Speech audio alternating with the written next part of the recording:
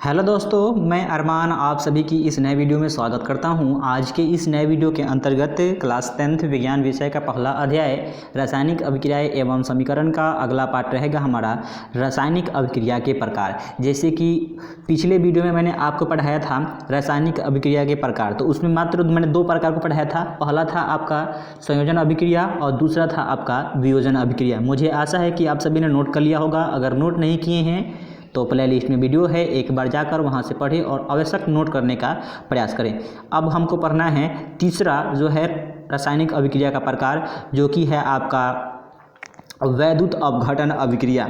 तो वैद्युत अपघटन अभिक्रिया क्या है, तो इसमें देखिए ये कई प्रकार के होते हैं। जैसे कि एक नंबर में आपको दिया गया है द्रवित सोडियम क्लोराइड का वैद्युत अपघटन, यानी कि इसमें वैद्युत अपघटन होगा। जैसे कि मान लीजिए कि किसी पर प्लस बनेगा तो किसी पर माइनस चार्ज बनेगा, तो उसी को समझना है। इसी को हम लोग बोलेंगे वैद्युत अपघटन। वैद्युत अपघटन अभिक्रिया, तो देखिए इसमें क्या होता है कि द्रवित सोडियम क्लोराइड से द्रवित यानी कि द्रव रूप में है, द्रवित सोडियम क्लोराइड से होकर विद्युत धारा प्रवाहित करने पर सोडियम क्लोराइड अपघटित हो जाता है। इसमें सोडियम धातु कैथोड पर तथा क्लोरीन एनोड गैस पर मुक्त होती है।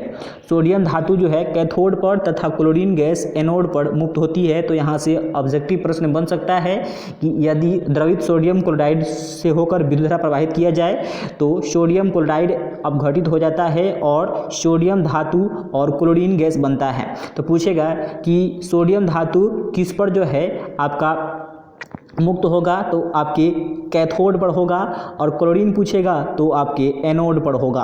अब यहाँ से समझ सकते हैं, यहाँ पे दिया गया है कि सोडियम क्लोराइड है। सोडियम क्लोराइड को यदि विद्युत धारा की उपस्थिति में कराया जाए अभिक्रिया तो ये सोडियम प्लस में क्लोरीन मुक्त करेगा, यानी कि अपघटित हो जाएगा। और अपघटित होने के बाद ये जो आपके सोडियम है ये कैथोड पर और जो क्लोरीन गैस है आपके एनोड पर मुक्त होते हैं। क्लियर। अगला इसी प्रकार हमारा है एल्युमिनियम ऑक्साइड। एल्युमिनियम ऑक्साइड के ऊपर यदि विद्युत धारा प्रवाहित किया जाए तो एल्युमिनियम प्लस में ऑक्साइड में ये टूटेगा। एल्युमिनियम जो है कैथोड पर और आपके ऑक्सीजन जो है एनोड पर। यहाँ से ध्यान देने वाला बात यह है कि यदि एक में धातु रहे और दूसरा में हमारा क्या रहे, अधातु रहे, तो जो भी धातु होता है वो हमेशा कैथोड पर आता है। जो भी धातु होता है वो हमेशा कैथोड पर आता है, और जो अधातु होता है हमेशा वो किस पर आता है, आपके अधातु पर आता है। तो इसीलिए यहाँ से पूछ सकता है कि यदि एल्युमिनियम ऑक्साइड के ऊपर विद्युत धारा प्रवाहित किया जाए तो अपघटित होकर एल्युमिनियम प्लस में ऑक्साइड का निर्माण करेगा। तो एल्युमिनियम जो है आपके कैथोड पर होगा और आपके जो ऑक्सीजन होंगे वो एनोड पर होगा। एनोड पर धन सिरा होता है जबकि कैथोड पर माइनस चार्ज होता है। इसी प्रकार जल का वैद्युत अपघटन, जब जल से होकर विद्युत धारा प्रवाहित किया जाता है, यानी कि जब जल से होकर विद्युत धारा को प्रवाहित किया जाता है तो जल अपघटित होकर हाइड्रोजन और ऑक्सीजन में टूटता है। किस में टूटता है, हाइड्रोजन और ऑक्सीजन में टूटता है। तो यहाँ पे दोनों के दोनों क्या है, हमारा अधातु है। तो ध्यान देने वाला बात है, यहाँ देखिए ये हो गया हमारा H2O। इस पर हम इसको विद्युत धारा की उपस्थिति में क्या किए, अपघटित किए। तो अपघटित करने के बाद हमारा हाइड्रोजन प्लस में क्या बना, ऑक्सीजन बना। तो हाइड्रोजन जो है इसमें कैथोड पर मुक्त होगा और जो आपके ऑक्सीजन होंगे ये एनोड पर मुक्त होंगे। एनोड पर कौन सा चार्ज होता है, जल्दी से कमेंट कीजिए। तो प्लस चार्ज होता है। और कैथोड पर कौन सा चार्ज होता है, तो आपके माइनस चार्ज होता है।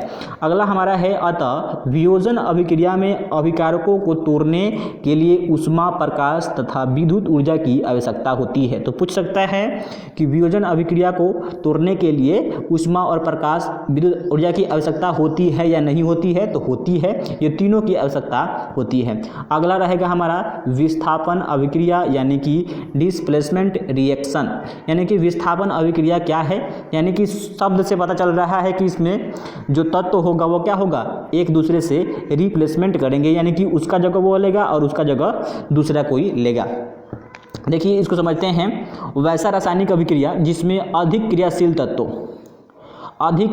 तत्व किसी दूसरे कम क्रियाशील तत्व के यौगिक से विस्थापित कर अपना यौगिक का निर्माण करे उसे विस्थापन अभिक्रिया कहते हैं। जैसे कि यहाँ पे समझिए, जो आपका जिंक है, यदि ये कॉपर सल्फेट के विलयन से क्या करे, अभिक्रिया करे, तो ये जिंक जो है इसके तुलना में क्या है, अधिक क्रियाशील है। इसीलिए जो कॉपर होगा, कॉपर को बाहर करके बना देगा, अपना जगह ले लेगा, जिंक सल्फेट बना देगा और कॉपर को बाहर कर देगा। तो ये क्या हुआ, हमारा विस्थापन अभिक्रिया हुआ। इसी प्रकार यहाँ से उदाहरण समझते हैं कि कम क्रियाशील धातु अधिक क्रियाशील धातु द्वारा विस्थापित, यानी जो कम क्रियाशील धातु है वो अधिक क्रियाशील धातु द्वारा विस्थापित कैसे होता है, उसका एग्जाम्पल देखेंगे। जैसे यहाँ पे देखिए, लोहा को हम कॉपर सल्फेट के साथ अभिक्रिया कराएं तो कॉपर से अधिक अभिक्रियाशील हमारा क्या है, लोहा है। इसीलिए जो लोहा होगा इसको विस्थापित कर देगा और अपना यहाँ पे यौगिक बना लेगा और कॉपर को बाहर निकाल देगा। तो इसीलिए यहाँ पे बना दिया है फेरस सल्फेट और कॉपर को कर दिया है बाहर। तो ये हो गया आपका विस्थापन अभिक्रिया। और यहाँ पे देखिए, जिंक जो है कॉपर सल्फेट से अभिक्रिया किया, अभिक्रिया करने के पश्चात इसको हटाकर आपने बना लिया जिंक सल्फेट और कॉपर को बाहर कर दिया। इसी प्रकार पीबी जो है अभिक्रिया किया आपके कॉपर क्लोराइड से और अभिक्रिया करने के बाद बना दिया आपका लेड क्लोराइड और कॉपर को बाहर कर दिया। तो ये सभी के सभी क्या हुए, विस्थापन अभिक्रिया हुए। तो विस्थापन अभिक्रिया, मान लीजिए पहले से ए और बी कोई व्यक्ति है, ठीक ना, ए और बी कोई व्यक्ति है, तीसरा व्यक्ति एक सी आया और इसको हटाकर अपना सी बी अपना एक संबंध बना लिया और ए को भगा दीजिए। मान लीजिए कि ए आपका जो है गर्लफ्रेंड है और उसमें बी आप हैं, तीसरा कोई व्यक्ति सी आया, ठीक ना, और सी आने पर जो है आपको भगा दिया और ए और सी जो है ये दोनों के दोनों गर्लफ्रेंड बॉयफ्रेंड हो गए। तो यही है आपके विस्थापन अभिक्रिया।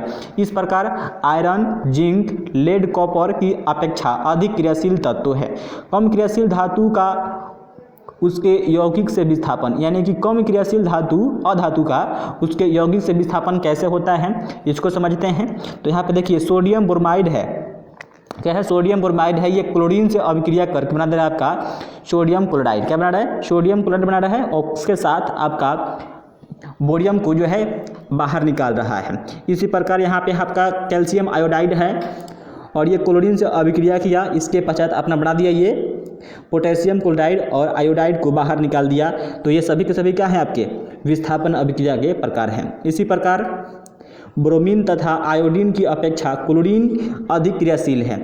जो ब्रोमीन है ये आयोडीन की अपेक्षा क्लोरीन की अपेक्षा क्या है, अधिक क्रियाशील है। क्रियाशील धातु द्वारा अम्लों से हाइड्रोजन का विस्थापन, जो भी क्रियाशील धातु है वो अम्लों से हाइड्रोजन का विस्थापन कैसे करता है उसको समझेंगे हम लोग।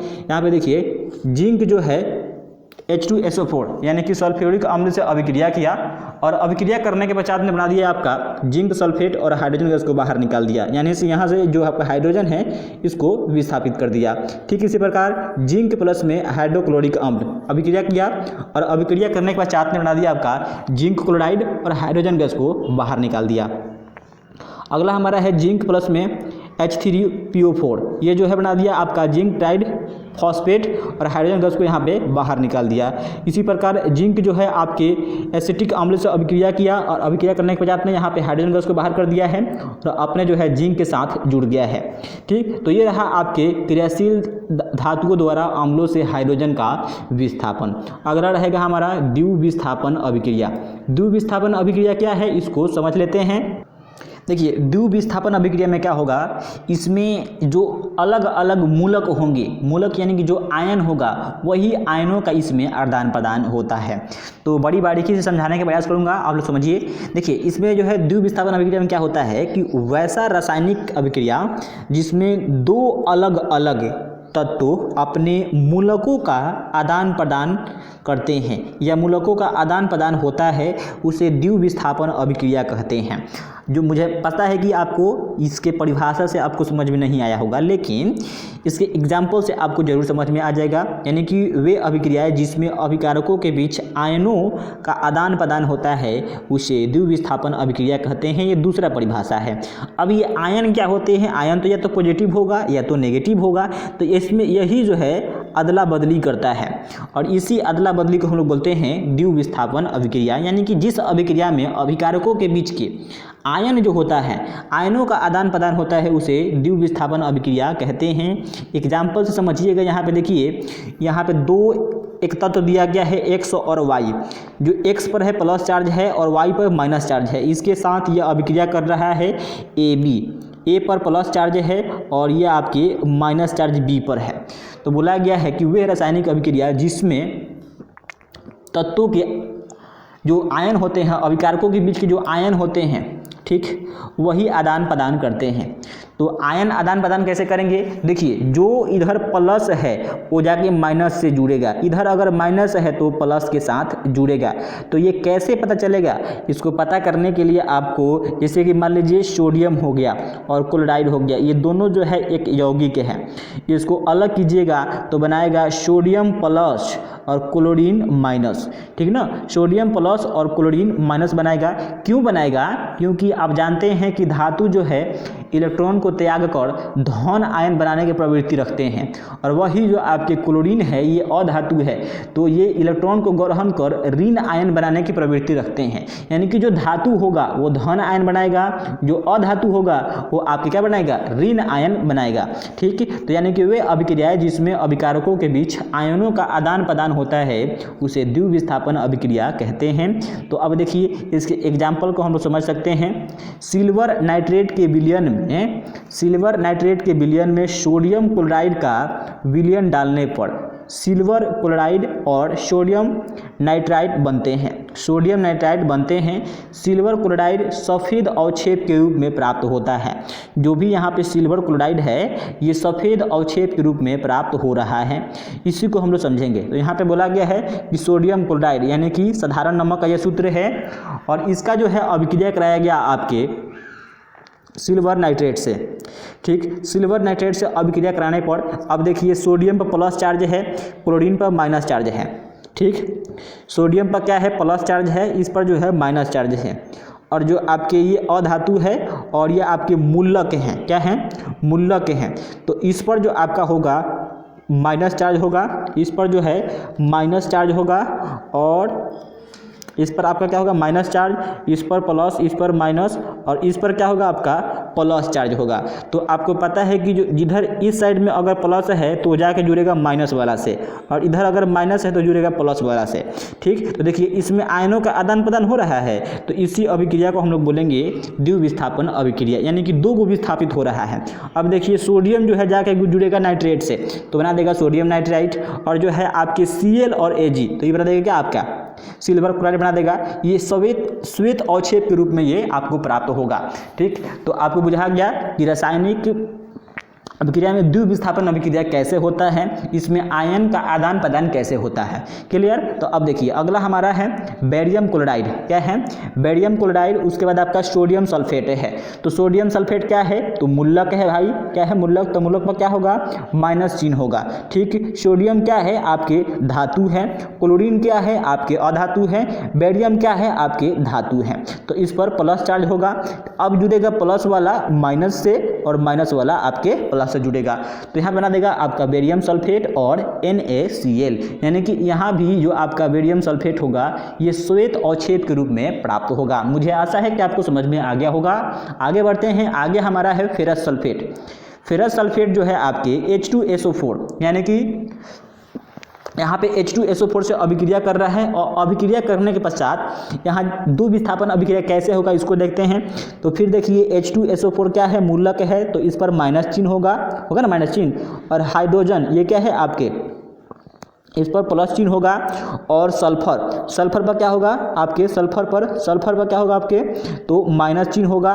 और यहाँ पे आपके जो लोहा है इस पर क्या होगा? धन चिन्ह होगा। तो जो प्लस वाला है किससे जुड़ेगा? माइनस से जुड़ेगा, और जो माइनस वाला है वो प्लस से जुड़ेगा। इसलिए ये अभिक्रिया के पश्चात बनेगा आपका फेरस सल्फेट और हाइड्रोजन सल्फाइड, यानी कि H2SO4।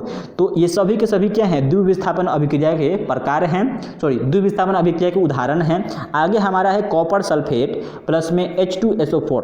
कॉपर सल्फेट प्लस में H2SO4 अभिक्रिया करके बना दे रहा है आपका कॉपर सल्फाइड और H2SO4 को ये बाहर निकाल दे रहा है। ठीक, तो यहाँ पे जो बन रहा है ये काला अवक्षेप है। जो कॉपर सल्फाइड है ये काला अवक्षेप के रूप में प्राप्त हो रहा है। अगला हमारा है PbNO3 का होल ट्वाइस। ये जो है पोटेशियम आयोडाइड के साथ अभिक्रिया कर रहा है और अभिक्रिया करने के बाद बना देगा आपका PbI2 यानी कि लेड आयोडाइड। क्या बनाएगा? लेड आयोडाइड और प्लस में ये पोटेशियम नाइट्रेट बना देगा आपका। ठीक, तो यहाँ से जो आपके लेड आयोडाइड है ये पीला अवक्षेप के रूप में प्राप्त होगा। तो प्रश्न पूछ सकता है कि लेड आयोडाइड का रंग कैसा होता है? तो पीला होता है। इसी प्रकार यहाँ पे देख सकते हैं ZnSO4 है, ये कॉपर सल्फेट के साथ अभिक्रिया करेगा। तो अभिक्रिया के पश्चात ये बना देगा आपका Zn सल्फेट और कॉपर सल्फेट। तो ये सभी के सभी आपके द्विविस्थापन अभिक्रिया के प्रकार हो गए। इसी प्रकार हमारा रहेगा ऊष्माक्षेपी अभिक्रिया। तो ऊष्माक्षेपी अभिक्रिया क्या होता है? इसमें देखिए ऊष्मा का क्या होगा? उत्सर्जन होगा, यानी कि ऊष्मा बाहर निकलेगा। यदि आप घर पर कली चूना लाए होंगे, उसमें पानी डाले होंगे, तो उसमें से आप देखे होंगे कि ऊष्मा निकलता है, यानी कि हीट करता है। पूरा बर्तन रखते हैं तो बर्तन भी पूरा हीट कर जाता है, यानी हीट करके गर्म हो जाता है। तो वही हमारा है इसमें ऊष्माक्षेपी अभिक्रिया। इसको समझते हैं वह रासायनिक अभिक्रिया जिसके उपरांत ऊष्मा का उत्सर्जन होता है, उसे ऊष्माक्षेपी अभिक्रिया कहते हैं। जैसे कि प्राकृतिक गैस का अगर हम दहन करते हैं, यानी कि मेथेन CH4 मेथेन का हम लोग दहन करते हैं, तो इसमें आपका हो जाएगा क्या? ये मेथेन का हम लोग दहन करते हैं तो बना देगा आपका कार्बन डाइऑक्साइड प्लस में आपके जल और ऊर्जा भी बनाएगा। ठीक, तो ये क्या हुआ? आपके ऊष्माक्षेपी अभिक्रिया हुआ। क्या हुआ? ऊष्माक्षेपी अभिक्रिया हुआ। तो जिसमें ऊष्मा का क्या हो? उत्सर्जन हो, उसे ऊष्माक्षेपी अभिक्रिया बोलेंगे। इसमें ऊष्मा जो है बाहर की ओर निकलेगा। जैसे हम लोग खाना बनाते हैं LPG गैस, ठीक, उसको ऑक्सीजन की उपस्थिति में जलाते हैं तो उसमें से प्रकाश भी निकलता है और ऊर्जा भी निकलता है। तो वह क्या हुआ? हमारा ऊष्माक्षेपी अभिक्रिया का प्रकार हुआ। इसी प्रकार हमारा अगला है साग सब्जियों का विघटन। साग सब्जियों का विघटन होकर कंपोस्ट खाद बनना, यह भी जो है ऊष्माक्षेपी अभिक्रिया का उदाहरण है। तो यह प्रश्न पूछ सकता है कि साग सब्जियों का वनस्पति द्वारा विघटन होकर कंपोस्ट बनना किसका उदाहरण है? तो आपके ऊष्माक्षेपी अभिक्रिया के उदाहरण है। इसी प्रकार तीसरा महत्वपूर्ण एग्जाम्पल, हम लोग श्वसन करते हैं, यानी कि सांस लेते हैं। तो श्वसन भी क्या है? एक ऊष्माक्षेपी अभिक्रिया है। पूछ सकता है कि श्वसन एक ऊष्माक्षेपी अभिक्रिया है, कैसे? तो इसको लिखेंगे सभी जीव को जीवित रहने के लिए ऊर्जा की आवश्यकता होती है। जितने भी पृथ्वी पर जीव हैं वो जीवित रहेंगे तो उन्हें जीवित रहने के लिए ऊर्जा की आवश्यकता होगी। यह ऊर्जा हमें भोजन से प्राप्त होती है। पाचन क्रिया के दौरान खाद्य पदार्थ छोटे छोटे टुकड़ों में टूट जाते हैं, जैसे चावल, आलू, रोटी में कार्बोहाइड्रेट होता है। इन सभी कार्बोहाइड्रेट के टूटने से ग्लूकोज प्राप्त होता है। यह ग्लूकोज हमारे शरीर की कोशिकाओं में उपस्थित ऑक्सीजन से मिलकर हमें ऊर्जा प्रदान करते हैं। यहाँ पे हम लोग समझ सकते हैं, हम लोग खाना खाने के बाद चावल लिया मैंने, आलू लिया, ठीक, तो वो हमारा क्या है? कार्बोहाइड्रेट है। और कार्बोहाइड्रेट का विघटन होगा कैसे? जब हम सांस लेंगे तो सांस में हम ऑक्सीजन को लेंगे, उसके साथ हमारा जल रहेगा, ठीक, और ये तीनों जो है अभिक्रिया करेगा। तो अभिक्रिया करके बना देगा आपका कार्बन डाइऑक्साइड, उसके साथ आपका जल बनाएगा, उसके साथ आपका ऊर्जा भी बनाएगा। ठीक, तो ये रहा आपके कौन सी अभिक्रिया? ऊष्माक्षेपी अभिक्रिया। इसी प्रकार हमारा रहेगा ऊष्मा शोषित। ऊष्मा शोषी अभिक्रिया में क्या होता है? इसमें ऊष्मा का अवशोषण होगा। ऊष्मा का क्या होगा? अवशोषण होगा। इसको समझते हैं वो रासायनिक अभिक्रिया जिसमें ऊष्मा का अवशोषण होता है, उसे ऊष्मा शोषी अभिक्रिया कहते हैं। जैसे यहाँ पे नाइट्रोजन और ऑक्सीजन को मैंने क्या किया? नाइट्रोजन और ऑक्सीजन को 200 डिग्री सेल्सियस पर गर्म किया। तो गर्म करने के पश्चात ये जो है आपके NO और -45 कैलोरी ऊर्जा की इसको आवश्यकता होगी, तब ये जो है इसमें टूटेगा। तो इसमें क्या हुआ? ऊष्मा को अवशोषित किया गया है, सोखा गया है। इसी प्रकार देखिए बर्फ का पिघलना, पोटेशियम क्लोराइड के साथ पानी मिलना, वाष्पीकरण, पानी में अमोनियम क्लोराइड का घुलना, सोडियम कार्बोनेट के साथ एथेनोइक अम्ल का घुलना, ये सभी के सभी आपके क्या हैं, तो ऊष्माशोषी अभिक्रिया के उदाहरण हैं। इसी प्रकार यहाँ पे नाइट्रोजन और हाइड्रोजन को 200 डिग्री सेल्सियस पर गर्म करते हैं हम, तो हमारा बनेगा क्या इसमें आपका NH3 यानी कि अमोनिया का निर्माण होगा। इसी प्रकार कैल्शियम कार्बोनेट को यदि हम गर्म करते हैं तो ये कैल्शियम ऑक्साइड और आपके कार्बन डाइऑक्साइड का निर्माण करेगा। तो इसमें भी क्या हो रहा है, ऊष्मा का आपका अवशोषण हो रहा है, प्रकाश संश्लेषण में ऊर्जा का खपत होती है, इसलिए हम इसे ऊष्माशोषी अभिक्रिया कहते हैं। क्या बोलते हैं, ऊष्माशोषी अभिक्रिया कहते हैं। अगला हमारा रहेगा ऑक्सीकरण या उपचयन अभिक्रिया, इसके साथ अवकरण या अपचयन अभिक्रिया। ठीक, तो मुझे आशा है कि आपको समझ में आ गया होगा। अगर समझ में आ गया है तो इसको नोट कर लीजिए, और चैनल पर पहली बार आए हैं तो वीडियो को लाइक कर दीजिए और चैनल को सब्सक्राइब कर हमारे परिवार का आप हिस्सा बन सकते हैं। Thank you so much for the watching this video.